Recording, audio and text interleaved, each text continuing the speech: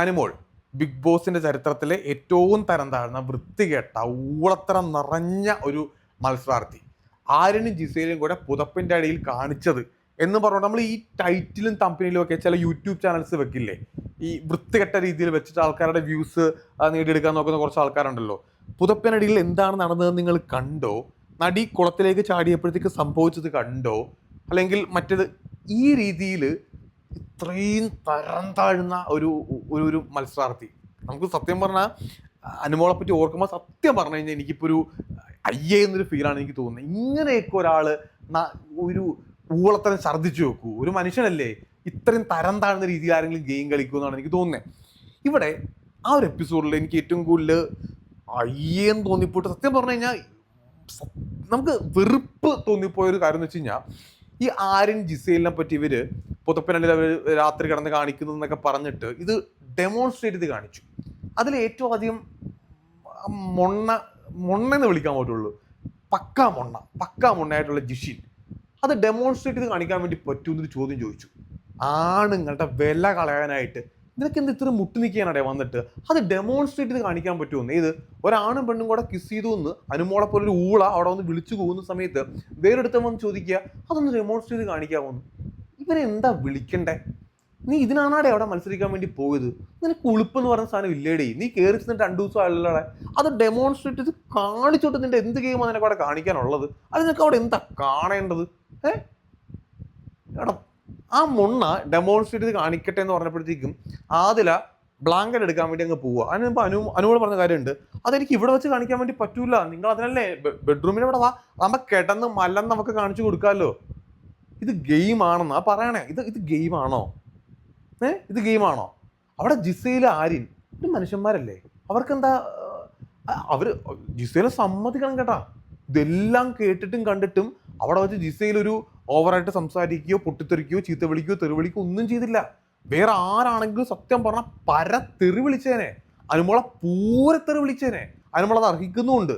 മലയാളത്തിലുള്ള എല്ലാ തെറിയും ഒറ്റ ശ്വാസത്തിൽ വിളിച്ചു തീർത്താലും അനുമോൾ അത് അർഹിക്കുന്നു എന്ന് ഞാൻ പറയുള്ളൂ. ഇനി അനുമോളുടെ കൂടെ തന്നെ എണ്ണി വായിക്കേണ്ട 2 മൊണ്ണകളെ കുറ്റി പറയാതിരിക്കാൻ പറ്റൂല. 916 മൊണ്ണകളെന്നേ പറയാൻ പറ്റുള്ളൂ. മസ്താനി, ജിഷിൻ, അനുമോൾ, ഈ 3 ജിഷിനെ പോലെ ഒരു ഊള പറയണത് ഡെമോൺസ്ട്രേറ്റ് ചെയ്ത് കാണിക്കാനായിട്ട് ഉടനെ കൂടെ വന്ന് കിടന്ന് മസ്താനി എന്ന് പറയുന്ന ഒരു പന്ന അലബലാതി അത് ഡെമോൺസ്ട്രേറ്റ് ചെയ്ത് കാണിക്കുകയും ചെയ്യുന്നു. ഉളുപ്പില്ലേടി ഇതിനൊക്കെ? പെണ്ണുങ്ങളുടെ ആണുങ്ങളുടെ വില കളയാനായിട്ട്, ബിഗ് ബോസിന്റെ വില കളയാനായിട്ട്, TV ഷോയുടെ വില കളയാനായിട്ട് ഇങ്ങനെ എന്താണ് ഇത് പറയണ്ടേ?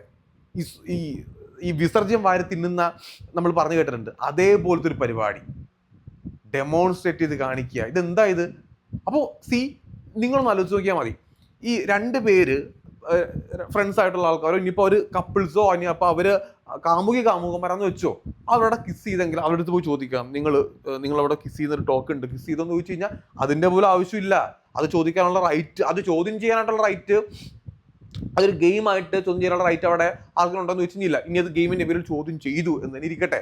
എപ്പോഴും ഞാൻ പറയുന്ന പോയിന്റാണ്, ബിഗ് ബോസിന് പ്രശ്നമില്ല, അവർക്ക് 2 പേർക്കും പ്രശ്നമില്ല, പുറത്തും ആർക്കും പ്രശ്നവുമില്ല. ഫാമിലി, അവരുടെ റിലേറ്റീവ്സ്, അവരുടെ ബോയ്ഫ്രണ്ട് ഗേൾഫ്രണ്ട് ആരും പുറത്ത് പ്രശ്നത്തിന് വന്നിട്ടുമില്ല. സോ പിന്നെന്താണ് മത്സരാർത്ഥികൾ അത് ചോദ്യം ചെയ്തു? പക്ഷെ അതിന് മിനിമം മാനേഴ്സ് വേണ്ടേ, മര്യാദ വേണ്ടേ?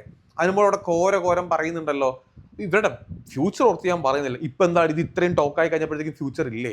നിന്നെപ്പറ്റി 10 കഥ ഇറക്കട്ടെ. ഇപ്പൊ നമ്മൾ ഈ റിവ്യൂസ് ചെയ്യുന്ന ആൾക്കാരെല്ലാം കൂടെ അനുമോളെ പറ്റി 10 കഥയങ്ങ് തെളിവില്ലാണ്ട് പറഞ്ഞു കഴിഞ്ഞാൽ നിനക്ക് പൊള്ളൂല്ലേ? നിന്റെ വീട്ടുകാർക്ക് പൊള്ളൂല്ലേ? ഈ കൂടെ കിടന്ന് കാണിച്ച മസ്താനിക്ക് പൊള്ളൂല്ലേ?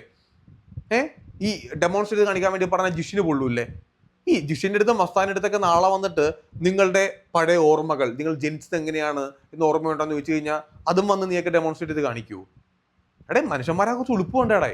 ഇനി അവിടെയുള്ള മത്സരാർത്ഥികൾ, എനിക്കൊന്ന് അക്ബറും ഒണിയലും നമ്മുടെ ബിന്നിയൊക്കെയാണെന്ന് തോന്നുന്നു അതിനെ എതിർത്തത്, ഇത് വേണ്ട എന്ന് പറഞ്ഞത്. മറ്റൊരെണ്ണത്തിന്റെ പോലും അണ്ണാക്കി പഴമായിരുന്നു അവിടെ ഇരിക്കുമ്പോൾ. സത്യം പറഞ്ഞാൽ എനിക്ക് തോന്നിയിരുന്നത്, ഇത് സീരിയസ്ലി ഞാൻ പറയാണ്, ഞാനവിടെ ഉണ്ടായിരുന്നെങ്കിൽ ഞാൻ ഈ ഡെമോൺസ്ട്രേഷൻ ഒന്നും ഞാൻ സമ്മതിക്കൂല. ആദില നൂറ പോയിട്ട് ബ്ലാങ്കറ്റ് എടുത്ത് കൊടുക്കുന്നു, എല്ലാവരുടെ മുന്നിൽ 2 എണ്ണം കിടന്നിട്ട് ഇവരിങ്ങനെയാണ് ചെയ്തതെന്ന് കാണിച്ചു കൊടുക്കുന്നു.